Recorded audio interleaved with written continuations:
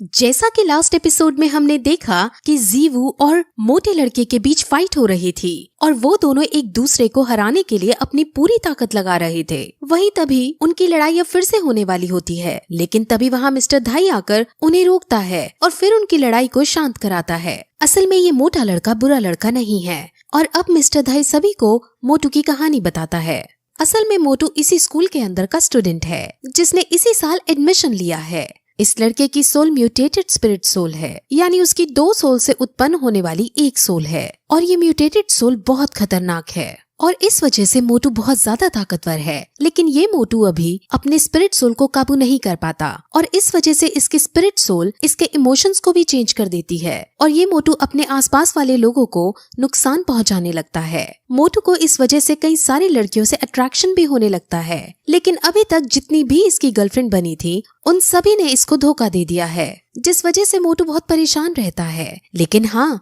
इसकी spirit soul को सिर्फ एक चीज से काबू किया जा सकता है और वो चीज है इसको भरपेट खाना खिलाना। ये सब सुनकर बाकियों को बहुत अजीब लगता है क्योंकि यहाँ आकर वो बहुत अजीब अजीब चीजों का सामना कर रहे थे और उन्हें समझ आ जाता है कि ये सच में एक मॉन्स्टर स्कूल है। अब मिस्टर धाई उसे बाकी स्टूडेंट से इंट्रोड्यूस कराता है। वहाँ अब ऑस्कर भी आता है जो उन सबको अपना इंट्रोडक्शन देता है और वो निंग रोंग रोंग के सामने अपनी हेकड़ी भी दिखाने की कोशिश करता है, यानी उसे इम्प्रेस करने की कोशिश करता है। उसने अपनी बियर्ड भी कटवा ली होती है, लेकिन निंग रोंग रोंग इससे बिल्कुल इम्प्रेस नहीं होती, बल्कि उसे इसके इस पागलपन पर इरिटेशन होने लगती है। अब फिर वहाँ स्कूल का दिन आता है और जीवू समझ जाती है कि ये दिन तो वही है जो पहले शॉपकीपर बने हुए थे और इन्हीं से इन्होंने वो हेयर क्रिस्टल खरीदा था। असल में वो शॉपकीपर का काम भी करते हैं और यहाँ के डीन भी हैं। वो फिर सब बच्चों को एक लाइन में खड़ा करते हैं और फिर उन्हें टास्क देना शुरू करता है। वो सबसे पहले निंग रोंग रोंग को और ऑस्कर को बुलाकर उनसे इस जगह के 20 राउंड मारने को कहता है और उन्हें भेज देता है। बाकी बच्चों को वो मिस्टर धाई से यहाँ के रूल समझाने को कहता है और फिर टैंग शैंग को अपने ऑफिस में मिलने के लिए बुलाता है। वहाँ वो थोड़ी ग्रैंड मास्टर के बारे में बातें करते हैं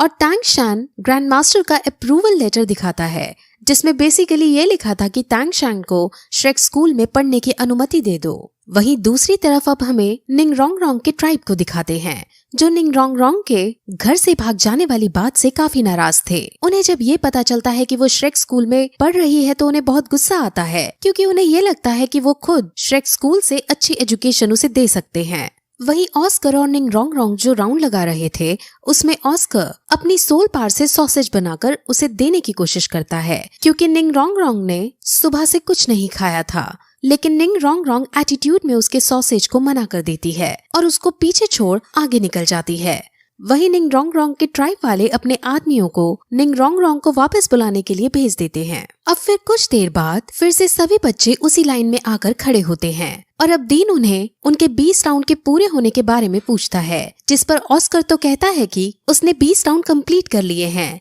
लेकिन निंग रोंग रोंग से पूछे जाने पर वो ऑस्कर खुद ही पहले बोलकर ये कह देता है कि हाँ उसने पूरे कर लिए हैं। अब वो ऑस्कर को आगे बुलाकर उसे शाबाशी देते हैं और फिर तुरंत उससे 20 राउंड और मारने के लिए कह देते हैं। ये सुनकर ऑस्कर को बुरा तो लगता है, लेकिन अपनी टीचर की बात को वो मना नहीं कर सकता था, जिस वजह से वो 20 राउंड फिर से मारने के लिए चला जाता है। असल में उन्हें समझ आ गया था कि निंग रोंग रोंग ने 20 राउंड नहीं मारे हैं और ऑस्कर ने झूठ बोला है। ऑस्कर ने तो पहले 20 राउंड कंप्लीट कर लिए थे, लेकिन उसने निंग रोंग रोंग के लिए झूठ बोला था। अब वो निंग रोंग रोंग को डांटने लगते हैं और ऐसा करने पर निंग रोंग रोंग को भी गुस्सा आ जाता है और वो अपने टीचर से पलटकर ऊंची आवाज में बोलने लगती है और कहती है कि ये सिर्फ एक स्कूल है और कोई जंग का मैदान नहीं जो हर बात मानी ही जाए। असल में निंग रोंग रोंग का ट्राइब बहुत बड़ा और शक्तिशाली ट्राइब था, जिस वजह से वो हमेशा एरोगेंसी और घमंड में रहा करती थी और वो सबसे उल्टा उल्टा ही बोला करती थी। अब डीन उसको इस स्कूल से बाहर चले जाने को कहता है और मिस्टर धाई से इसका सामान पैक करने को कहता है,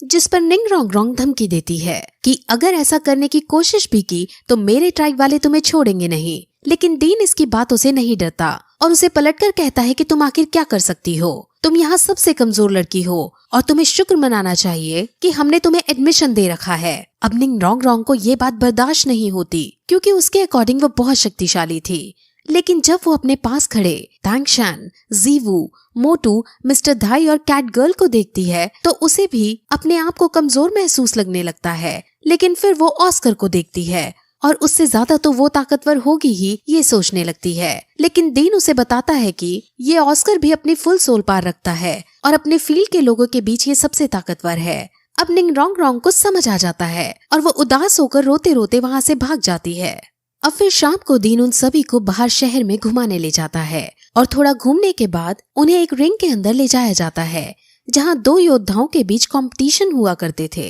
इस जगह का नाम सोल एरिना है और यहाँ लोग अपनी अपनी फाइटिंग स्किल्स का यूज करके एक दूसरे को हराते हैं। असल में यहाँ जीतने वाले को अलग अलग बैजेस दिए जाते हैं और डीन उन सभी को ये कहता है कि तुम्हें श्रेक स्कूल से ग्रेजुएट होने के लिए कम से कम सिल्वर बैज तो यहाँ हासिल करना ही होगा। अब वो लोग अंदर जाते हैं जहाँ मिस्टर धाई उन सभी को ये बताता है कि वो 29 मैचेस जीते हैं और 27 मैचेस हारे हैं, जिस वजह से उसका स्कोर 2 है। अब मोटू अपना स्कोर बताता है और उसका स्कोर 9 है। असल में मोटू की सोल पावर कम है, इसलिए उसके पास कम ताकतवर योद्धा आते हैं, लेकिन क्योंकि मिस्टर धाई की सोल पावर ज्यादा है इसलिए उसके पास बहुत ज्यादा ताकतवर योद्धा लड़ने को आते हैं। अब फिर जीवू और तांग शैन अपना अपना नाम लिखवाने के लिए काउंटर पर जाते हैं और वो 2 वर्सेस 2 के लिए अपना नाम लिखवाते हैं और उनकी टीम का नाम सांगवू रखा जाता है। अब फिर रिंग के अंदर सबसे पहले जीवू और एक दूसरे योद्धा को लड़ने के लिए बुलाते हैं और उन दोनों की फाइट अब शुरू की जाती है। ओपोनेंट के पास आयरन राइनो की सोल पावर थी और वो बहुत ताकतवर था,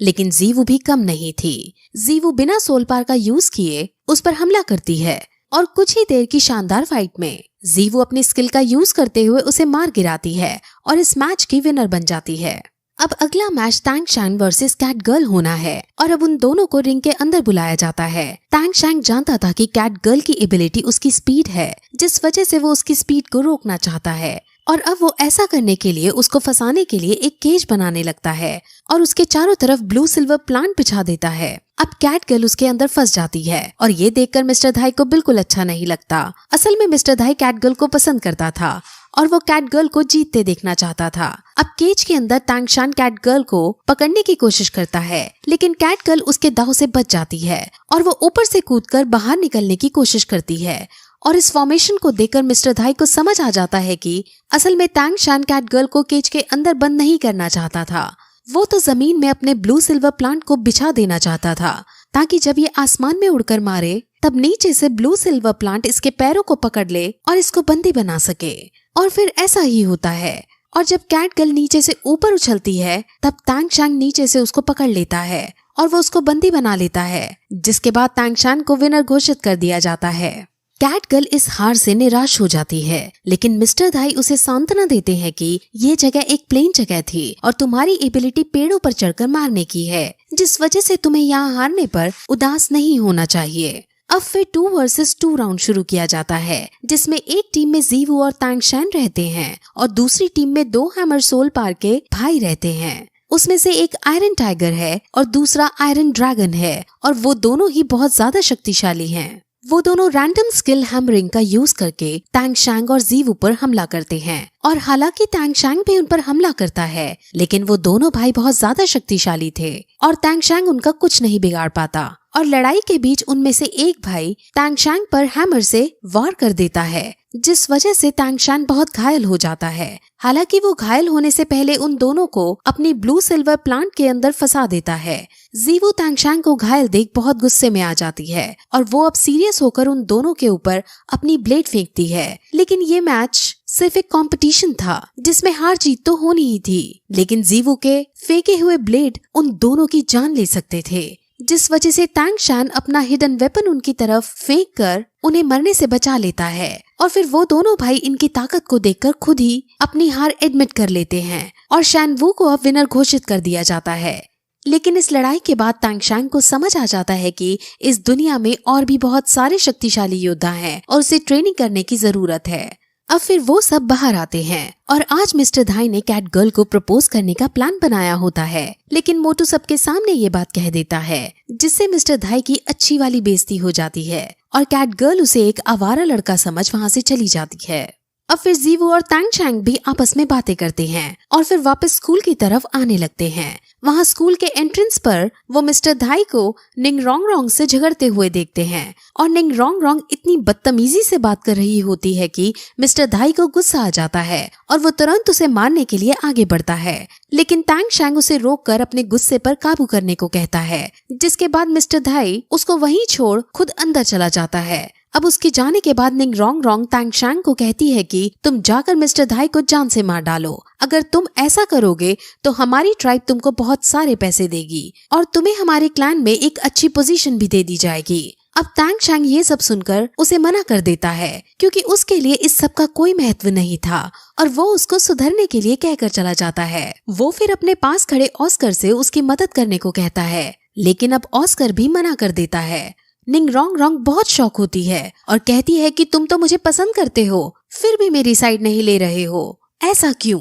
जिस पर ऑस्कर कहता है कि तुमने बार बार बोलकर मुझे ये एहसास करा ही दिया कि तुम एक बहुत बड़े परिवार से हो और हम सब तुम्हारे सामने एक तुच्छ से व्यक्ति हैं और मुझे अब खुद भी लगता है कि मैं तुम जितनी बड़े घराने की लड़की के लिए नहीं बना हूँ। अब निंग रोंग रोंग को अपनी गलती का एहसास हो जाता है और हालांकि वो पलटकर तो कुछ नहीं बोलती, लेकिन उसे समझ आ जाता है कि अगर उसने अपना बिहेवियर आगे नहीं सुधारा तो उसका कोई दोस्त नहीं बनेगा और अब वो जोर जोर से रोने भी लगती है। अब अगले दिन फिर से सभी बच्चे स्कूल के अंदर एक लाइन में खड़े होते हैं और वहाँ फिर से ऑस्कर आने में लेट हो जाता है और जब वो आता है तो डीन उस पर गुस्सा करने ही वाला होता है कि तभी ऑस्कर खुश होते हुए उन्हें ये बताता है कि मैंने आज सुबह ट्रेनिंग की थी और आज मेरी सोल पार 30th रैंक पर पहुंच गई है। अब ये सुनकर डीन बहुत खुश होते हैं और बाकी बच्चे भी उसे कांग्रेट्स कहते हैं, क्योंकि फूड सोल पार को रैंक 30 पर पहुँचना बहुत मुश्किल वाली बात थी। अब रैंक 30 से आगे बढ़ने के लिए उसे अपनी सोल पार में स्पिरिट रिंग ऐड करनी है और इसीलिए उसे एक बीस्ट को मारना है।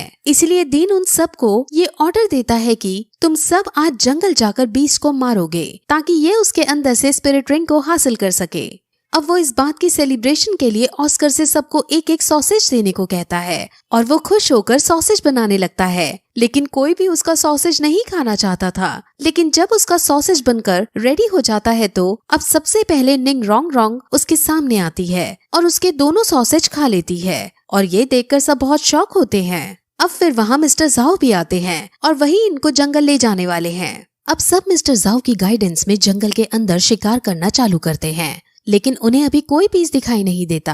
वहाँ एक जगह ऐसी भी आती है जहाँ ऑस्कर चलते चलते खाई में गिरने लगता है, लेकिन निंग रोंग रोंग उसे बचा लेती है और अब निंग रोंग रोंग की तरफ से भी हमें एक रोमांटिक एंगल देखने को मिलता है। अब जंगल में घूमते घूमते वो दूसरे टाउन में आ जाते हैं और वो यहाँ एक रात रुकने का डिसाइड करते हैं। फिर वो सब इस टाउन के अंदर एक रेस्टोरेंट के अंदर खाना खाने लगते हैं और वहाँ एक और स्कूल के बच्चे खाना खाने आते हैं। उस स्कूल के बच्चे बहुत शरारती थे और उनको हमेशा कोई ना कोई पंगा चाहिए ही होता है। श्रेक स्कूल वाले बच्चे भी समझ जाते हैं कि अब यहाँ पंगा होने वाला है। दूसरे स्कूल के बच्चे पहले तो उनके ऊपर वेटर का खाना गिराने की कोशिश करते हैं, लेकिन टैंग शैंग अपनी तेज स्पीड का परिचय देते हुए उस खाने को रोक देता है और फिर वो स्कूल वाले बच्चे मिस्टर धाई के पैर में चोट मारने की कोशिश करते हैं, लेकिन मिस्टर धाई खुद इतने स्ट्रॉन्ग थे कि दूसरे स्कूल वाले बच्चों को ही चोट लग जाती है। अब दूसरे स्कूल का लीडर खड़ा होता है और उनके स्कूल के बारे में उनसे पूछता है और जब उन्हें उनके स्कूल का नाम पता चलता है तो वो उन पर बहुत हंसते हैं, क्योंकि वो बच्चे जिस स्कूल से थे वो बहुत अमीरों वाला स्कूल था।